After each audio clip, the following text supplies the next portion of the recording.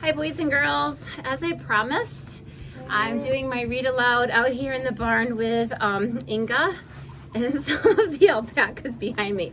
And I have to tell you, she's a little rambunctious tonight. Rambunctious means difficult to control, and someday I'll teach you how to spell that fun word. But she's been jumping all over me. I'm kind of wet. Look how wet my shirt is. And anyhow, she's happy to see me, and I know she would be happy. Oh, there's a baby.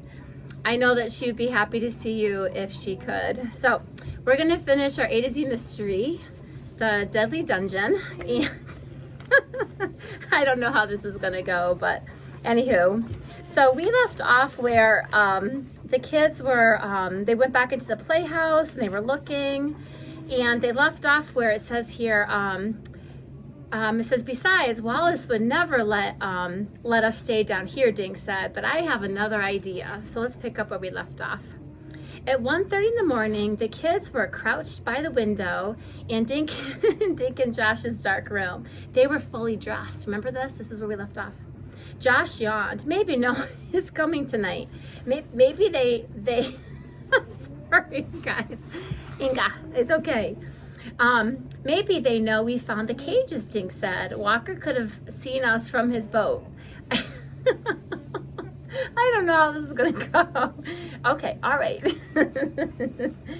Right, Dink said. Let's take turns watching. I'll go first. You guys can snooze. Wake me up if you see any bad guys, Josh said, flopping on his bed. Well, I'm not tired, Ruth Rose said. I hope they go to jail for 100 years, she said. She and Dink stared out into the darkness. The alarm clock counted away the minutes. Josh began snoring. Look, Ruth Rose whispered. A while later, a firefly.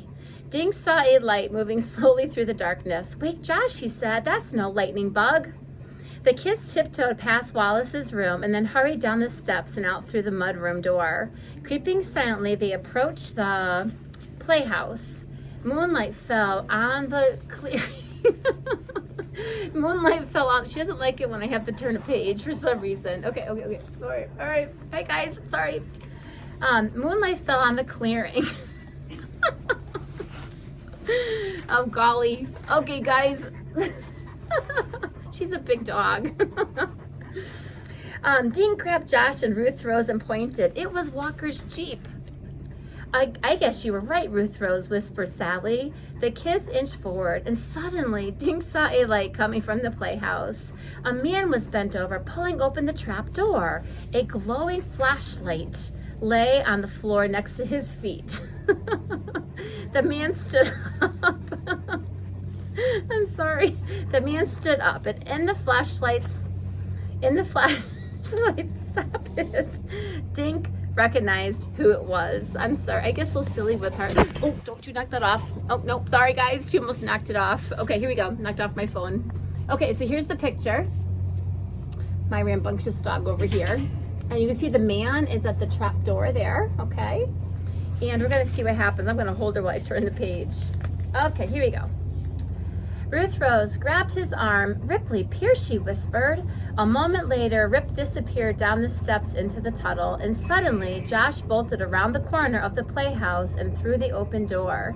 Before Dink could say anything, Josh slammed the trap door shut, and Dink heard the spring lock snapped back into place. What's Operation Game Thief? Dink asked the next day. It was 8 o'clock. It was an 800 number, and you call it in Maine to report poachers, Wallace explained. Sorry, guys, I'm a little distracted.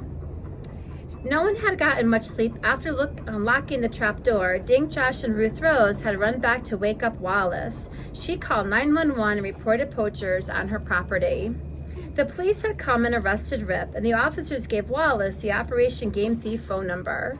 Wallace had then driven Walker's Jeep to his house and brought him back to the castle. The Maine Fish and Game Department will have plenty of questions for Rip, Walker said. Trading endangered animals is a federal offense. I wonder if he sold any other animals, Josh said, like monkeys or snakes. We might find out yet, Walker said and winked at Josh. What made you decide to shut the trap door on Rip? Well, I got mad, Josh said. I want to see him see what it felt like to be in a cage. So the green feather on Josh's sneaker came from Rip, right? Dink asked. Walker nodded. He probably brought it onto the Jeep with his foot, and then you found the one on the boat the same way. Josh blushed. Well, for a while we thought you were the poacher, he told Walker. Well, I never did, Ruth Rose said. Walker grinned at Ruth Rose. Thanks. What made you so sure? You catching a baby, hon? You're too busy, she answered, and you wouldn't be mean to parrots. You threw those little crabs back in the water yesterday. What will happen to the parrots? Dink asked. Well, I assume they'll get back to where they came from, Walker said, and Rip will most likely go to jail. And thanks to you kids, I won't have to hear any more strange noises, Wallace said. She grinned shyly. But to tell you the truth, I think I'm going to miss the ghost of Emery Scott, she said. I kind of like living in a haunted castle. Just then, a loud screech came from the mudroom. Okay, my friends, and there's the picture of the end of the story. So we finished, my friends. So Monday when you come to school, we will start a brand new A to Z mystery. We'll see which one it is, huh, Inga? And we have a baby. So let's see if we can get a baby in here, and I'll hold it. Mr. Garrow's bringing it in for us. Here he comes. So you can see the animals are eating, chores are done, everyone's been fed, which is a good thing. It's getting dark, so we know that they're all bedded in for the night. It's warm tonight, so that coat that I talked about and I showed you, we don't have to put on the babies, so they're good for the night. So here we go. This is a younger baby, and we're gonna try really hard to hold him. Hopefully my phone doesn't fall in the pail. Yeah, it's all good. Okay. Okay, thank you so much. All right, Mr. Garrow's got a baby. Hold Inga, honey. Yeah, thank you. Oh, you got her? Okay. So I don't know if you can see this baby. He's a little younger than Gideon, and his name is Tally, and he's really sweet and soft. He was born, I'm trying to think when he was born, maybe he's about 2.5 months old now, I think. But he's kind of a dark brown color, and he's really sweet. It's another boy. We have 4 boys born on the farm this cria season. That's what you call a baby alpaca, is a cria, C-R-I-A. And we had 4 girls born on the farm. So it's just like our classroom. We're evenly split. 4 girls, 4 boys, and he's really sweet. I wish you could feel how soft he is when I hold him. He's doing really good. He's not sure why he's in here, but he's doing really good. Is that his mom behind me?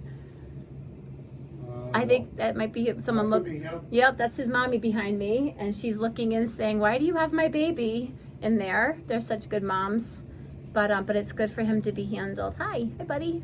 So I hope that you enjoyed seeing him today and reading our story out in the barn with our crazy dog Inga. All right, kiddos, I will see you at our class meeting. Don't forget to watch 2:50, and I will see you then.